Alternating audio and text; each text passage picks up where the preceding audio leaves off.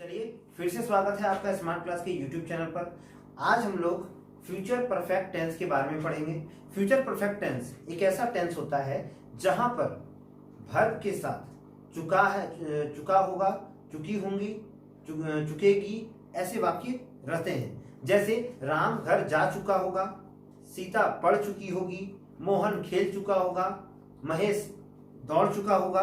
तो हमें क्या पता चलता है कि ऐसे वाक्य जिनसे कार्य के हो जाने का एक संदेह या बोल सकते हैं कि बोध होता है, ठीक है। तो इन वाक्यों को हम लोग कैसे बनाएंगे, इसको बनाने के लिए आपको पीछे में दिख रहा होगा 4 फॉर्मेट है, और इस फॉर्मेट की सहायता से हम लोग क्या करेंगे, इन क्वेश्चनों को सॉल्व करेंगे जो फ्यूचर परफेक्ट टेंस के जुड़े हुए होंगे। तो चलिए आज हम लोग बनाते हैं कुछ इंपॉर्टेंट क्वेश्चन, उससे हर फॉर्म से कुछ क्वेश्चन बनाएंगे और सॉल्व करेंगे इसको। तो देखिए पहला फॉर्मेट जो है एफर्मेटिव में जो बनता है वो आता है इस रूप में, जो है सब्जेक्ट, जिसमें पहले क्या आता है, सब्जेक्ट आता है। सब्जेक्ट के बाद विल या सेल। आपको पता ही है कि विल किसके साथ यूज होता है और सेल किसके साथ यूज होता है। विल कहाँ यूज करते हैं और सेल कहाँ यूज करते हैं, ये आपको अच्छा से पता है, इसे बताने का जरूरत नहीं है। अगर नहीं पता है तो आप पुराने वीडियोस को देखिए, आपको अच्छा से पता चल जाएगा हमें विल कहाँ लगाना है और सेल कहाँ लगाना है। तो देखिए पहले होता है सब्जेक्ट, फिर विल या सेल, उसके बाद हैव के बाद V3 और ऑब्जेक्ट। वर्ब 3 का इसमें यूज हुआ है, तो बहुत अच्छा से हम लोग इसको संभल के बनाएंगे ताकि कहीं कोई दिक्कत नहीं हो जाए। अच्छा, बहुत बच्चों को अब वीडियोस का बहुत वेट रहता है। बहुत बच्चे ऐसे हैं जो दुर्गापुर से हो गए हैं, फिर उड़ीसा से हो गए, जो वीडियोस का बहुत ज्यादा इंतजार करते हैं। फोन भी आने लगा है, तो बहुत बहुत थैंक यू आप लोगों का कि आप लोग इतना सपोर्ट कर रहे हैं। और बहुत अच्छा लगता है कि जब कोई बच्चा करके भैया आप एक फोटो हो जाए साथ में, ऐसा बहुत अच्छा फील होता है कि बच्चों हमें आप लोग क्या करते हैं, हमें आप लोग ग्रोथ देते हैं। और कुछ टीचर्स भी हमारे हैं, रिस्पेक्टेड टीचर्स हैं। एक हमारे बहुत ही अच्छे टीचर पिता तुल्य हमारे झुमका देवी के जो प्रिंसिपल है वो हमें बहुत सपोर्ट कर रहे हैं कि बुलबुल जी आप जो कर रहे हैं बहुत अच्छा कर रहे हैं। और सच में मैं आप लोग के लिए और अच्छा वीडियो बनाऊंगा, जहां तक हो सके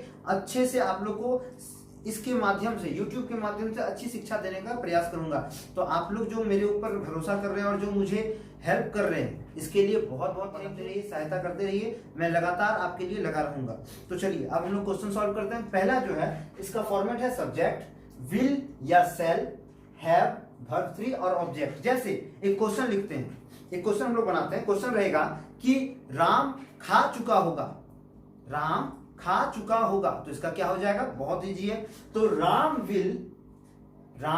will have eaten, Ram will have eaten. यहां गौर करिए एक बात को, आप सोचते हो कि भैया हैव की जगह हैज क्यों नहीं लगाए। देखिए ये फ्यूचर टेंस है और फ्यूचर परफेक्ट में हैव ही रहता है। चाहे राम रहे, श्याम रहे, ही रहे, सी रहे या कोई आई यू कोई भी रहे, उसके साथ क्या लगाते हैं, उसके साथ हैव लगाते हैं। कोई कंक्लूजन नहीं होगा इसमें। अब चलिए अगला क्वेश्चन बनाते हैं। सीता दौड़ती होगी, सीता दौड़ती होगी। तो क्या हो जाएगा, सीता विल हैव रनिंग। या ऐसे भी देखिए ये क्वेश्चन ऐसे भी आएंगे, सीता दौड़ चुकी होगी, ठीक है, सीता दौड़ चुकी होगी। तो देखिए आप यहां पर क्या दिखा रहे हैं, आप यहां पर एक भविष्य का बात बता रहे हैं, जहां पर यह पता चलता है कि आप एक प्रिडिक्ट किए हैं, एक बोल सकते हैं भविष्यवाणी किए हैं कि सीता दौड़ चुकी होगी। तो इसको भी क्या बनाएंगे, जैसा अभी बनाए तो वही होगा, Sita will have running, sorry run ही होगा, रनिंग नहीं होगा, रन होगा, क्योंकि रन V3 होता है, ठीक है। अगला क्वेश्चन में जाते हैं। अगर ये चीज बोलेंगे वह टीवी देख चुका होगा, वह टीवी देख चुका होगा। तो इसका क्या हो जाएगा, इसका होगा he will have seen a TV, या द टीवी भी लगाइए।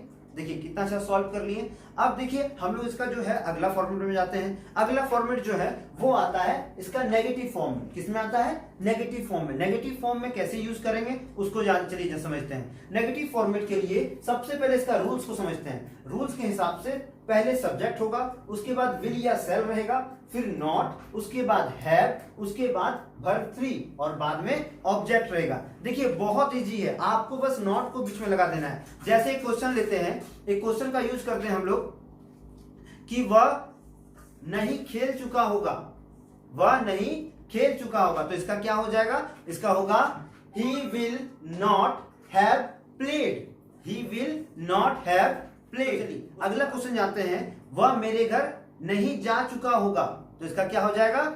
इसका होगा he will not have gone to my home। अगर यही चीज को बोलेंगे, वह खाना नहीं खा चुका होगा, तो इसका क्या हो जाएगा? वह खाना नहीं खा चुका होगा, इसका होगा he will not have eaten food।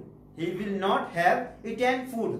उसके बाद श्याम पत्र नहीं लिख चुका होगा, श्याम पत्र नहीं लिख चुका होगा, तो इसका क्या हो जाएगा? इसका होगा Shyam will not have written a letter.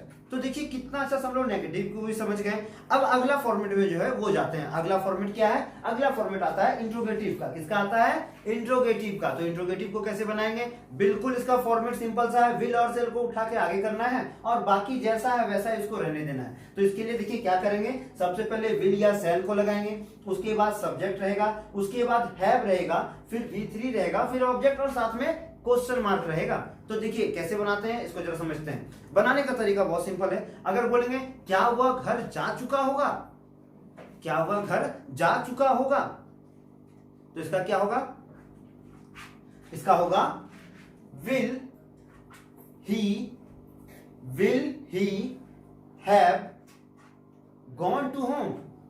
Will he have gone to home. अगर दूसरा सेंटेंस लेते हैं, क्या मां खाना बना चुकी होगी, तो इसका क्या होगा? Will mother have cooked food. हो गया। उसके बाद क्या तुम परीक्षा में पास हो चुके होगे, तो इसका क्या होगा? सेल या विल दोनों लगा सकते हैं, हम विल का यूज करते हैं। Will you have passed in the exam. हो गया।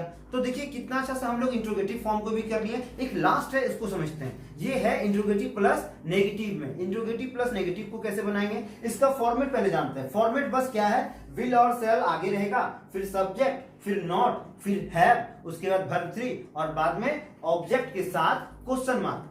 क्या पिताजी घर नहीं आ चुके होंगे? Will father not have come to home. हो गया। एक और सेंटेंस लेते हैं। क्या आप मुझे नहीं जान चुके होंगे, तो इसका क्या होगा? विल यू नॉट हैव, देखिए नॉट हैव, उसके बाद नो का क्या होता है? वर्ब 3, नो न्यू नॉन, यही होता है ना। तो will you have not known me. हो गया।